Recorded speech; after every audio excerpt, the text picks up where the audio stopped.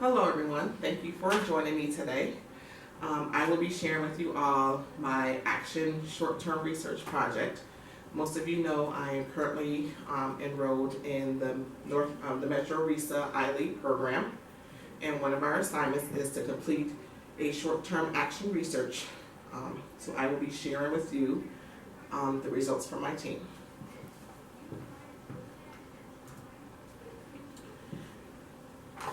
So we looked at data from Sweet Apple Elementary. Just some background information on Sweet Apple. We are located in Roswell, Georgia, and we are part of Bolden County School System. Sweet Apple serves students from pre-K to 5th grade. There are currently approximately 702 students enrolled, and this current teacher-student ratio is 12:1. Some demographic data for the school. There's 80% Caucasian, 2% Hispanic, 8% African American, 6% Asian American, and less than 1% that's Native American. Our team chose to look at the Georgia milestone assessments from the spring to kind of see where the students scored in the math and reading area.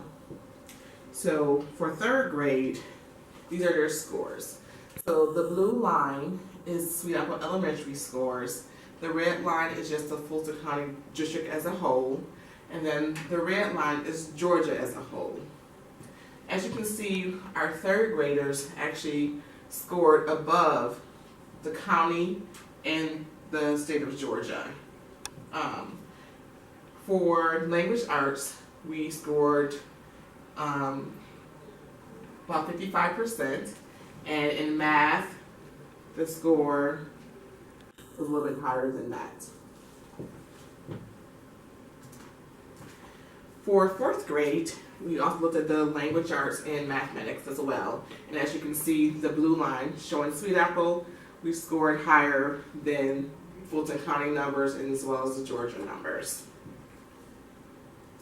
And we also looked at it for 5th grade. 5th grade, Georgia milestone students take a little bit more than just the math and language arts. They also look at science and social studies, but we are not looking at those for the research project that we're doing right here. Sweet Apple Special Ed Program, which is our GNETS program. The GNETS program is housed within Sweet Apple Elementary. We serve students with severe emotional behavior disorders and autism. We currently serve 18 students in our program, and this number changes frequently. You know, we have a lot of students who get referred to our program, who have maybe either moved from another state to our program or just within the state. And we also have a lot of kids that we are exiting back to their home schools. Their behavior is under control and they're able to go back to their traditional settings. Our team is consisted of myself, a lead teacher, and our 4 teachers in our area. The team reviewed the Georgia milestone scores from the school as well as the students in our program. And after reviewing the scores, we did know that our data shows that our students in the GNETS program scored lower than the schools, some of the kids in the school scored. The team reviewed the programs that we can use to help assist with bridging that gap between math and reading. That is one of our biggest areas that we are looking for, is trying to get the kids that are up below grade level in math and reading a little bit higher than where they are now. One of the programs we chose to look at and to utilize is called the iReady program. The iReady program is an adaptive assessment that provides instruction in math and reading for grades K through 8. The program provides 2 main components: a diagnostic and an instruction that includes teacher-led and student online learning. The iReady diagnostic results, each student in our program took the diagnostic in the fall. The diagnostic assessment gave the team information of where the students were placed academically in reading and math. The test also broke it down into subgroups for each of the areas the students needed more assistance. This next slide is just showing the results of our math. And in our math, our overall You have an overall number, and it gives you the subgroups. So you have number of operations, algebra, measurement and data, and geometry. Now, you can't see it as clear as up here, but you can also look in your packet of your slides and you can see a little bit better picture in there. We also did the same diagnostic test for reading. In the reading areas, it gives you the overall reading level, and it also breaks it down to those subcategories, and it has like phonemic awareness, phonics, high frequency words, vocabulary, comprehension, and comprehension information also. After looking at the diagnostic results from all of our students in the program, the team reviewed the data, and we decided, we saw that most of our students are either one or more grade levels below their current grade level. Some areas for the math and reading results show areas of students who had more knowledge in other areas, such as some students was very good at vocabulary but lacked the reading comprehension. Some were good at measurements and data but didn't really understand the algebra or the geometry part. After looking at all the data, our team said, okay, what can we do? What should we do? How do we approach this? How do we introduce this program to our students? How much time should they use on the program? How much more of the teacher-led resource should we use?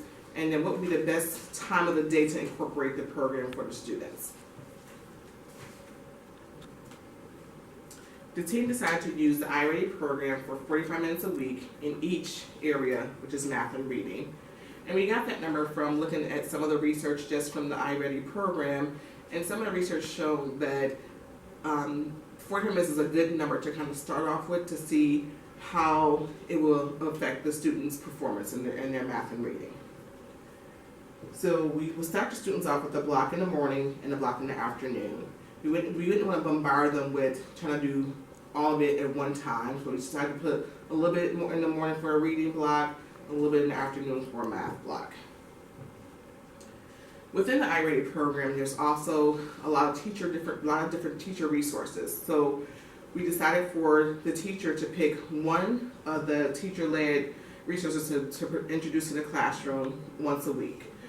The team would review which ones they wanted to do by the classroom. We didn't want to pick one as a whole because every classroom had different areas of need. So if this teacher had 4 students in her classroom, they all struggled in phonemic awareness, and she would pick a teacher-led section for phonemic awareness. Our priority question is, after we introduce this, we're doing the 45 minutes a week for each student for math and reading. So now we want to look at, will the relationship between the number of students spent on iReady improve the students' pre and post diagnostic scores? So we will continue to collect data to see how the students are doing. Each teacher will be filling out a little form each week to show each student how much time they spent and whatever the teacher-led resources they used as well. And look at that data over 6 weeks to see if we are seeing progress. We will have another diagnostic window in February for our students to take so we can compare our September scores to our February scores to see if we had any type of growth or improvement in the areas of math and reading. Do you guys have any questions? Okay, well, thank you so much for coming and listening to my research project. I really appreciate it, and I'll look forward to sharing with you my long-term action research project that will go more in depth into the iReady program itself.